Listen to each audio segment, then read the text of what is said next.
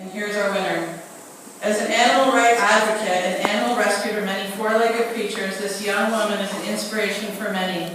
Her passion for animal rights has led her to adopt a cruelty-free life, and she has encouraged many others to join her fight. She is continually thinking of ways to fundraise for local animal charities such as the Oakville Humane Society and the Ninth Life Cat Rescue, and every week she creates supplies needed for the shelter. Wise beyond her age, she believes that we have to like ourselves in order to like and advocate for others, and that we must take care of those who need our help. To this young woman, this is how we achieve peace and self-respect. The recipient of this year's 2014 YMCA Peace Medallion Award in the youth category is Vienna Maryce.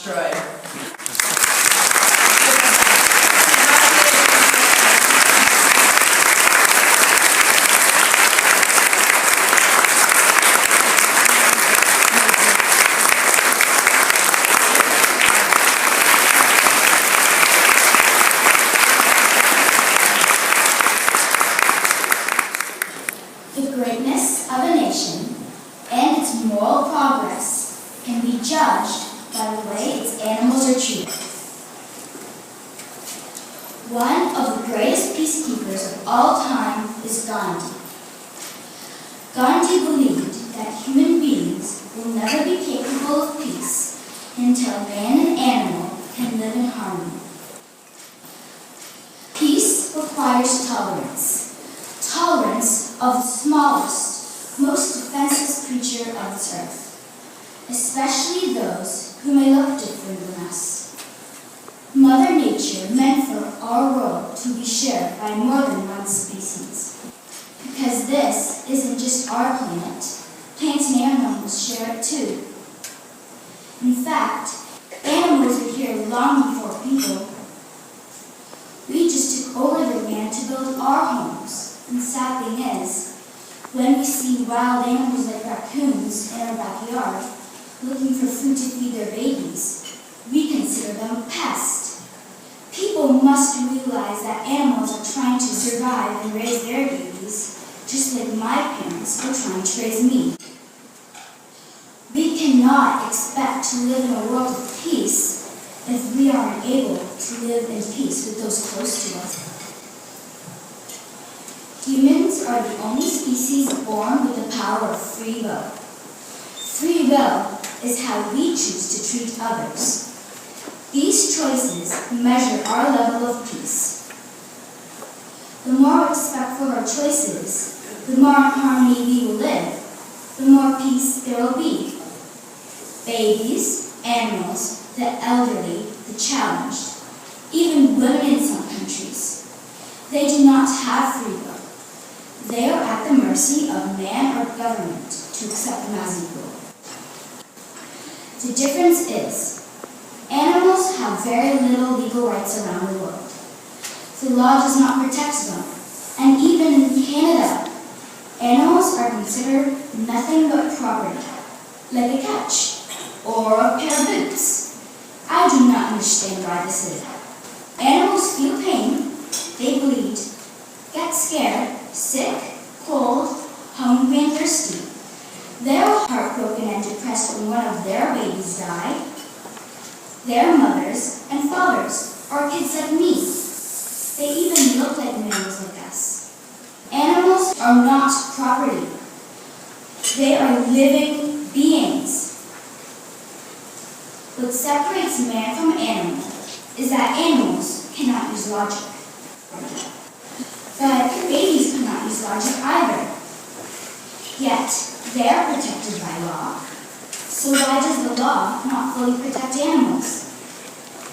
Why do humans think we're the only important species on this planet?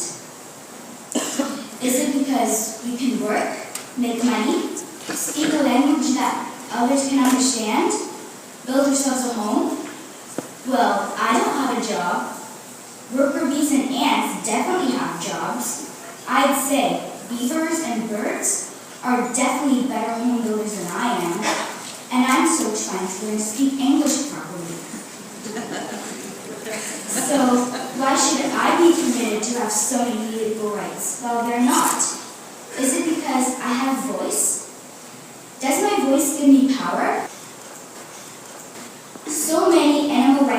animals say they are the voice of the voiceless.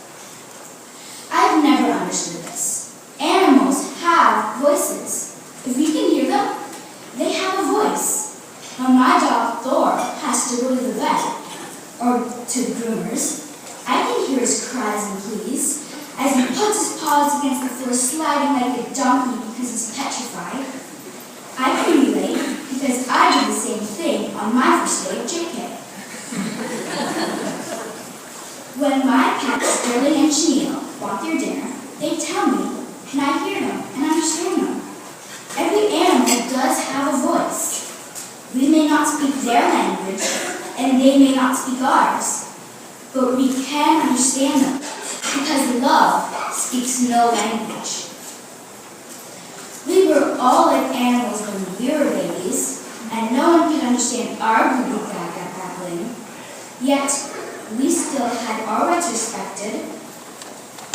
Deaf people cannot speak a language we understand. Should they too have very little legal rights and be considered property of man, like animals, just because we cannot hear them and they don't seem to have a voice? Wouldn't that make us savages, taking advantage of those who are powerless?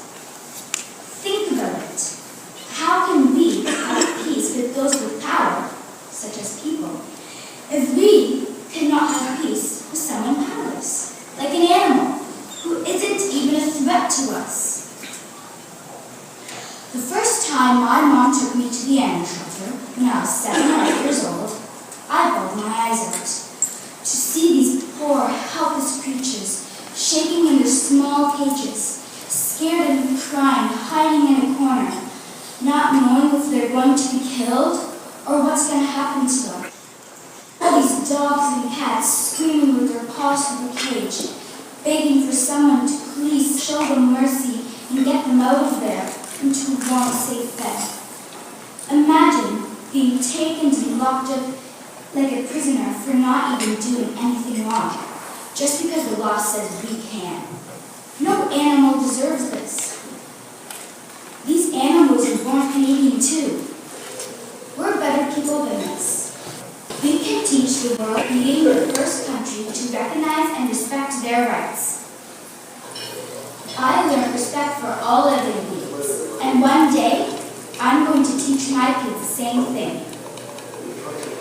We're all lucky that the Oakville Humane Society is already one of the best-run humane societies in the world. This is why I choose to support them every year. I first started by raising birthday money instead of gifts. Then I decided to save the money my 10th birthday would have cost and just donate the money instead. Now, I save up all my money I won from my music scholarships and donate it. The $500 that I received today will be donated to the Oakville Humane Society so that we can give animals a second chance at life and get them off the street. I have 9 rescue pets I've adopted, all ferals. If everyone in this room just made their family bigger by one special cuddly friend, another could be rescued from the cold street and take its place. So that's like saving 2 lives, times by each of you here today. Animals are all our responsibility to help to take care of. So please, go visit the Oakville Humane Society and adopt, and let's empty those cages. I am truly honored to receive this Peace Award, and I can promise you that this will not be the last you've heard of me. I will not stop defending my friends until they're given the respect they deserve.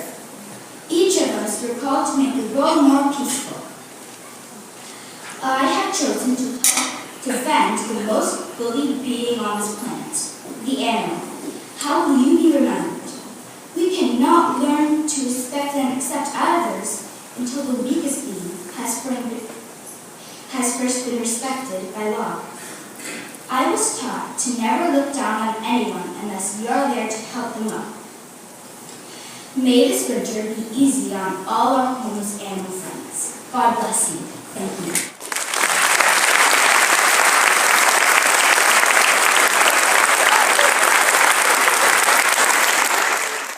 And groups in their communities who demonstrate commitment to helping others and spreading peace. Kristen Demeny has more. YMCA of Oakville hosts their annual Peace Breakfast, where members of the community are recognized for their commitments to helping others. Vienna Maryce won the Youth Peace Medallion for her extensive contributions to the Oakville Milton Humane Society. Vienna donates all her birthday money and even from her scholarships towards her furry friends. And she has big dreams for her future to continue demonstrating animal rights and spreading the awareness. I really want to be like a movie and a pop star, kind of like Katy Perry. And I kind of like, with that money, I want to save animals and I want to make more humane societies and I want to ban hunting. For Halton Insider, I'm Kristen Demeny.